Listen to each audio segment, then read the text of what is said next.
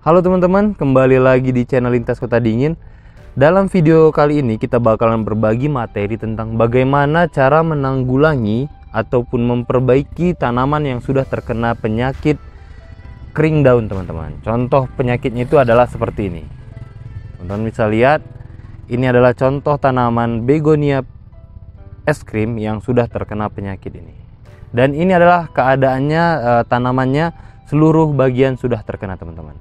Jadi dalam materi kali ini, dalam pengendalian penyakit kering daun, kita bakalan berbagi 3 bagian, yaitu bagaimana cara untuk mengidentifikasi dan mencegah tanaman terkena. Yang kedua adalah bagaimana cara menanggulanginya, dan yang ketiga adalah bagaimana cara untuk merawatnya, teman-teman. Jadinya silahkan teman-teman tonton video ini sampai akhir.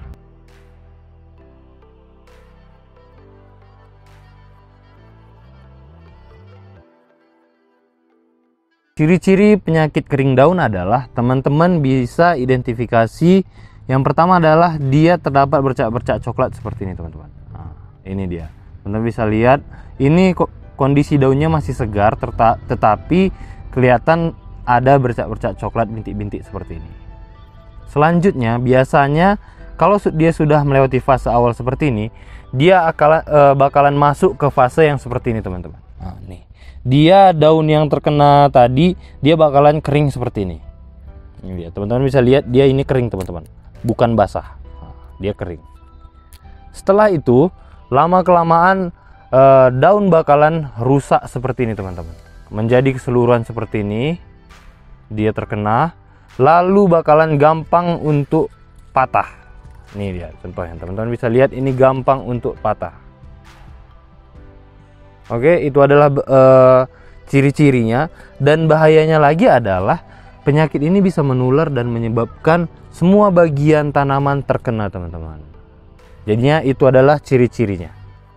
Yang pertama kita bahas adalah kenapa tanaman bisa terkena penyakit kering daun, teman-teman. Yang pertama, dia disebabkan karena cuaca ekstrim. Contohnya seperti musim hujan yang terlalu panjang ataupun musim kemarau yang terlalu panjang, teman-teman. Itu yang pertama. Yang kedua adalah dia posisi tanaman yang sehat mungkin berada di lingkungan tanaman yang terkena penyakit ini juga. Karena untuk penyakit kering daun sendiri, dia ini termasuk penyakit yang menular dari satu tanaman ke tanaman yang lain.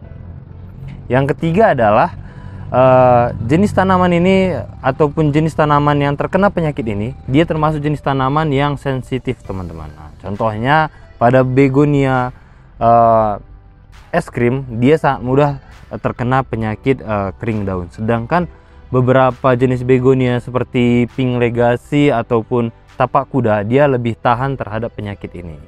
Dan yang terakhir adalah teman-teman tidak ada melakukan yang namanya pencegahan terhadap serangan penyakit kering daun. Jadinya itu adalah biasanya di kebun saya ini 4 gejala umum ataupun penyebab tanaman terkena penyakit kering daun. Jadi teman-teman bisa lihat tadi itu adalah ciri-ciri tanaman yang sudah terkena dan penyebab-penyebabnya, teman-teman. Selanjutnya bagaimana untuk cara menanggulanginya. Pertama-tama teman-teman siapkan dulu bahan-bahan untuk menanggulanginya, yaitu penanganan pestisidanya. Ini adalah pestisida yang saya racik sendiri dengan bahan-bahannya, yaitu pestisida yang mengandung bahan aktif mancozeb dan mengandung bahan aktif kardan, teman-teman. Nama produknya kardan itu. Jadinya ini udah saya buat biangnya, indukannya, jadi tinggal nanti diaplikasikan. Kalau teman-teman mau buat, silahkan ikutin aja yang saya bilang tadi. Bahan aktifnya itu adalah mancozeb dan tambah satu lagi yaitu kardan. Itu adalah pestisida untuk mengendalikan penyakit kering daun. Selanjutnya silahkan teman-teman siapkan, ini adalah growmore. Growmore ini dia ada beberapa jenis, tetapi yang di depan kita ini adalah growmore untuk perangsang akar, teman-teman. Nah, jadinya tujuannya gunakan growmore ini adalah agar nantinya akar yang baru bisa merangsang pertumbuhan daun yang baru, teman-teman. Nah, ini dia. Oke. Kalau pestisida tadi, teman-teman silahkan siapkan aja sprayer yang kecil seperti ini. Dan untuk growmore tadi, silahkan teman-teman gunakan air ini kurang lebih 250 ml untuk kita melarutkan growmore tadi. Oke, setelah teman-teman siapkan ini, lalu penanganan pertamanya adalah teman-teman silahkan buang semua bagian yang terkena penyakit. Atau kalau saya pribadi, saya botain aja teman-teman seperti ini. Pokoknya semua bagian yang terkena penyakit sedikit pun seperti ini tetap harus dibuang. Ini dia, kita buang semua. Teman-teman kalau begonia yang seperti ini tinggal teman-teman potekkan aja, dia bisa langsung hilang semua. Ini dia.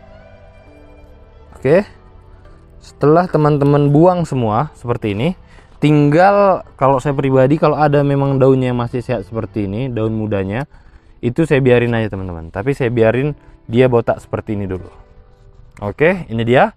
Lalu sisa yang ini tadi, yang terkena penyakit ini tadi, teman-teman harus memang benar-benar isolasikan, karena dia bisa menyebabkan penularan terhadap tanaman yang lain gitu. Jadinya silahkan teman-teman mungkin bungkus ataupun kubur teman-teman.